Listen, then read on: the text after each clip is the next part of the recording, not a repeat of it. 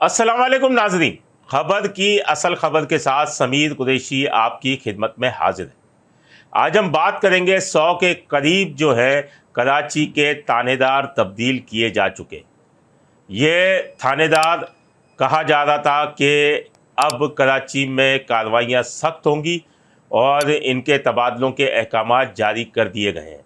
जबकि दूसरे हिस्से में हम बात करेंगे जो पुलिस अफसरान की रुकी हुई तरक्कियाँ हैं उनके लिए क्या अब नए आईजी साहब आए हैं वो क्या करने वाले हैं।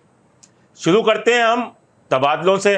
तो गुज़िश्ता दिनों हमने आपको बताया था कि तमाम एसएचओज़ तब्दील होंगे, इंटरव्यूज़ हो रहे थे, पुराने एसएचओज़ को भी बुलाया गया था, नए जो ख्वाहिशमंद थे एसएचओ लगने के उनको भी तलब किया गया था। 400 से ज़ायद नए ख्वाहिशमंद थे जिन्हें तलब किया गया था, उनके इंटरव्यूज़ किए गए और पुराने एसएचओज़ के भी इंटरव्यू किए गए। लेकिन 100 के करीब ऑर्डर्स कर दिए गए 7 डिस्ट्रिक्ट के अंदर, और ये तमाम डिस्ट्रिक्ट्स में ऑर्डर हो गए और 100 के करीब एसएचओ तैनात कर दिए गए हैं।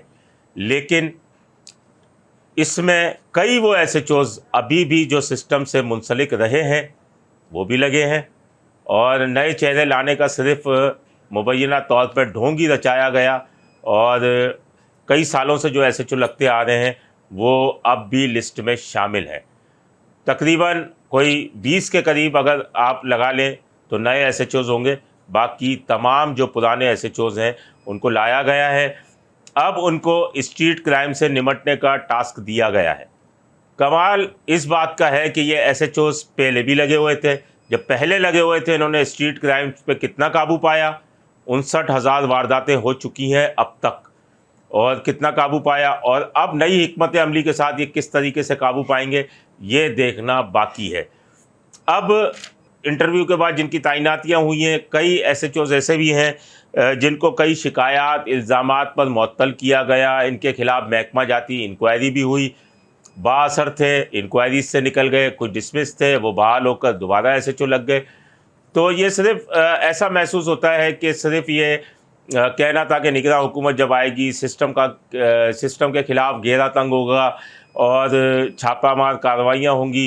हाँ, अलबत्ता अफ़गानियों के ख़िलाफ़ कार्रवाइयाँ तमाम जो अज़ला है उसमें जारी हैं और ये एक अच्छी कार्रवाइयाँ हैं जो हो रही हैं। लेकिन वही चेहरे वापस लाके और इनको तैनात किया जाना, तो वो एक निगरान हुकूमत के ऊपर उनकी कारकर्दगी पर एक सवालिया निशान है कि क्या आया कि दोबारा जो एसएचओ लगे हैं ये अपनी कारकर्दगी दिखा सकेंगे या नहीं, और अगर नहीं दिखा सकते तो इनके ख़िलाफ़ क्या कार्रवाइयाँ होंगी। दूसरे हिस्से में हम बात करेंगे तरक्कियों की। आईजी सिंध रिफत मुख्तार राजा ने जब चार्ज संभाला था तो सबसे पहली मीटिंग में उन्होंने अफसरान के बीच में यह कहा था कि सिंध में तरक्कियों का जो रेशो है वो बहुत कम है और बहुत देर से सुस्त रवि का शिकार हैं तरक्कियाँ जितनी भी हो रही हैं। हमें एक लेटर भी मौसूल हुआ है जो किसी शहीद के कोटे पे भर्ती होने वाले एक अफसर ने लिखा है कि जो प्रोबेशनर एएसआई शहीद कोटे में 1999 में भर्ती हुए, वो 25 साल की मुलाजमत में उन्हें सिर्फ एक प्रमोशन सब इंस्पेक्टर का दिया गया है, और जो कि एक वाकई बहुत बड़ा जुल्म है। सिंध पुलिस की नाइंसाफ़ी है। जबकि अगर पीएसपीज़ की बात की जाए तो पीएसपीज़ अपना प्रमोशन 3 साल 4 साल के दौरान वो हासिल कर लेते हैं। अगर केपीके में देखा जाए और पंजाब में देखा जाए, बलूचिस्तान में देखा जाए तो तरक्कियाँ बिल्कुल रूटीन के मुताबिक हो रही हैं। 90 के बैच की बात की जाए, 90 का बैच आज अब डीएसपी हुआ है जाकर कोई चंद माह कबल, और 90 के बैच के जो हैं वो दीगर सूबों के अंदर एसपी और एसएसपीज़ हो चुके हैं। तो ये एक बहुत बड़ी ज़्यादती है, और आईजी सिंध जो है उनको चाहिए कि जल्द अज जल्द डीपीसी करें और इनकी तरक्कियों पर सोचें, क्योंकि और कुछ भी नहीं होता। आप और हम ये कहते नज़र आते हैं कि स्ट्रीट क्राइम हो रहे हैं और दीगर जराइम हो रहे हैं, इन पर काबू नहीं पाया जा रहा। जब एक मुलाजिम بد دلی سے کام کرے گا تو وہ کس طرح سے اس جرائم پر قابو پانے کا سوچے گا. اگر ان کی ترقیاں صحیح ہوں، ان کے وسائل، ان کے مسائل، ان پر توجہ دی جائے تو یقیناً آپ کو اچھا رزلٹ ملے گا اور بہت اچھا رزلٹ ملے گا. جس طرح سے ماضی میں کہا گیا کہ ڈی ڈی او پاور جو ایس ایچ او کو دی جائے گی، اور سابق آئی جی غلام نبی میمن کے دور میں یہ بھی ہوا کہ ایس ایچ اوز کو کوئی ایک آدھ مہینہ تو کچھ پیسے آئے، لیکن اس کے بعد یہ ڈی ڈی او پاور کے لیے جو ہے وہ ایس ایچ او کو اکاؤنٹنٹ کے آفس میں بلوا لیا جاتا تھا، سائن کروا لی جاتی تھی اور پیسوں کا کوئی پتہ ہی نہیں تھا.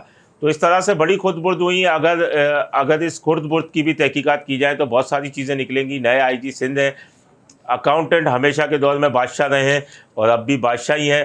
اگر ان کو قابو کرنا ہے تو آئی جی سندھ کو رسی کھینچنی پڑے گی اور اس ڈی پی سی پر توجہ دینی پڑے گی کہ جلد از جلد ہو، تاکہ پولیس افسران میں یہ بددلی دور ہو سکے.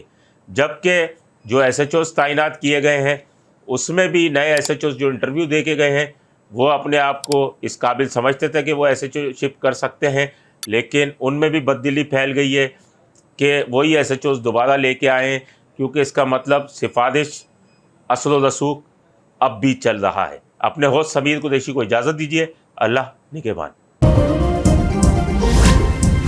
Z110 نیوز، خبر کی اصل خبر.